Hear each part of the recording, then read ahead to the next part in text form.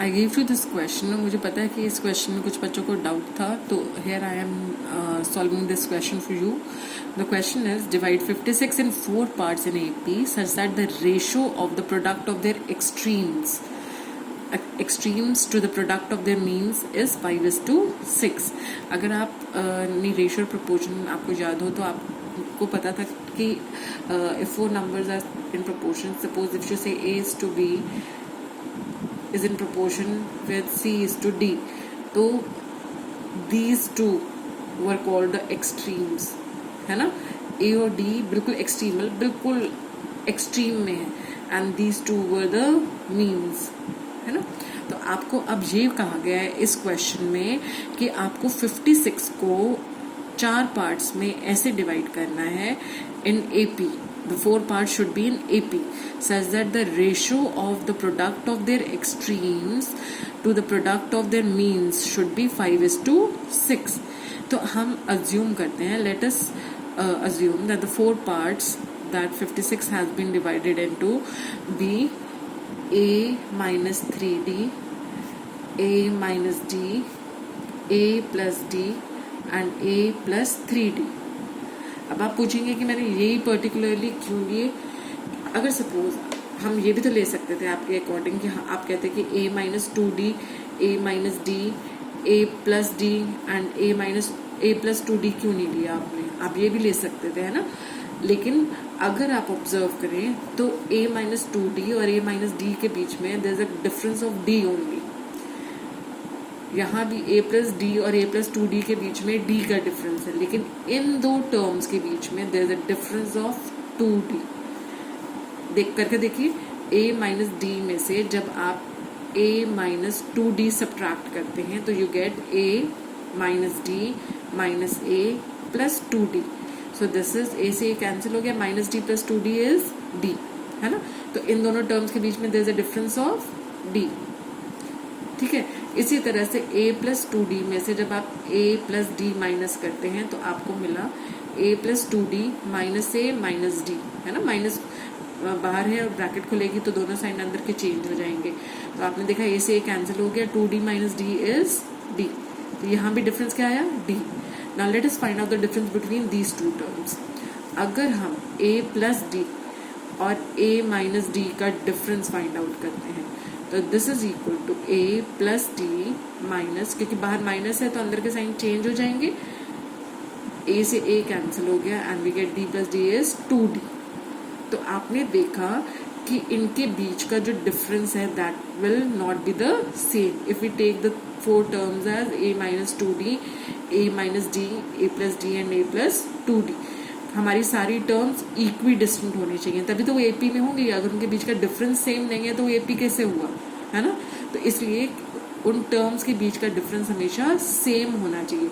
उसी डिफरेंस को सेम रखने के लिए हमने, क्योंकि इन दो टर्म्स के बीच में 2D का डिफरेंस आ रहा है, तो इसलिए हमने बाकी टर्म्स भी इस तरह से ली हैं कि उनके बीच में भी 2D का डिफरेंस है ना। और अगर आप सपोज कहते हैं कि अगर हम टर्म्स ये ले लें A minus D, A minus 2D, A and A plus D, these 4 terms are in AP, no doubt, है ना। ये चारों टर्म्स AP में हैं, इनके बीच का डिफरेंस D आ रहा है हर बार, है ना। लेकिन देयर आप इसको लेकर भी सॉल्व कर सकते हैं, लेकिन इसमें आपको सॉल्व करने में थोड़ा सा डिफिकल्ट होगा, क्योंकि आपको दिया हुआ है दैट द 4 पार्ट्स, आपने 56 को 4 पार्ट्स में डिवाइड किया है ना, तो इसका मतलब इन चारों पार्ट्स का सम कितना होना चाहिए, 56 होना चाहिए। तो आप देखेंगे कि ये टर्म्स कैंसिल नहीं हो रही हैं, तो आपको एक इक्वेशन मिलेगी which will be a linear equation in both A and D। लेकिन अगर हम टर्म्स को इस तरह से लेकर सॉल्व करते हैं तो हमारी इक्वेशन सिर्फ A में रिड्यूस हो जाएगी and minus 3D will get cancel with 3D plus 3D, minus D will get cancel with plus D। तो हमारे पास सिर्फ एक A बचेगा और हमें इजीली हम A की वैल्यू कैलकुलेट कर पाएंगे। तो let us now start with solving this question. देखो हमने क्या अज्यूम किया, let the 4 parts be A minus 3D, A minus D, A plus D and A plus 3D। अब इन चारों जो पार्ट्स हैं दे आर इन एपी, और इनका सम क्या होना चाहिए, क्योंकि हमने 56 को डिवाइड करा है ना 4 पार्ट्स में, 4 ऐसे पार्ट्स जो एपी में है, ठीक है। तो हमने 56 को 4 ऐसे पार्ट्स में डिवाइड किया है जो एपी में है, इसलिए इन चारों का sum should be equal to 56. Now we can observe that minus 3d will get cancelled with plus 3d, minus d plus d से cancel हो गया, और आपके पास बचा 4a, a plus a plus a plus a, 4a is equal to 56.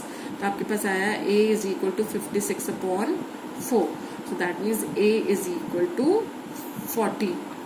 तो आपको easily आपने देखा a की वैल्यू मिल गई है ना। और आपको एक चीज गिवन है that the product of the extremes, extremes कौन से हैं, ये हैं, सॉरी एक्सट्रीम्स ये वाली वैल्यूज है, तो product of the extremes to the product of the means, means कौन से, ये वाले, to the product of the means are in proportion and their ratios is equal to 5:6. अब आप अगर इसको ऑब्जर्व करें, आपके पास 4 नंबर यही थे ना, a minus 3d, a minus d, a plus d and a plus 3d. इनमें एक्सट्रीम कौन से, ये वाले. तो ratio of the product of extremes to the product of their means, mean मतलब बीच वाला, एवरेज है ना. तो this is equal to 5/6. Now numerator को ऑब्जर्व करें तो आप, this is the formula x minus y x plus y है ना. तो क्या आएगा, ऊपर आपकी टर्म्स क्या हो जाएंगे, a² माइनस 3d का होल स्क्वायर. सिमिलरली नीचे अगर आप ऑब्जर्व करेंगे तो यहाँ क्या है, x minus y x plus y वाली फॉर्म ही है ना. तो this will be equal to a² minus d का square. So this is equal to 5/6. तो आपके पास आया a² minus 9d² is equal to 5/6 into a² minus d². Now let us take 6 to the other side. Cross multiply कर देते तो 6 into ये हमने क्रॉस मल्टीप्लाई करके इधर ले गए थे है ना. तो 6 into a² minus 9d² is equal to 5 into a² minus d². या हम एक ही स्टेप में भी कर सकते थे, 6 को यहाँ ले आते और 5 a² माइनस d² को ऊपर इधर ले जाते हैं ना.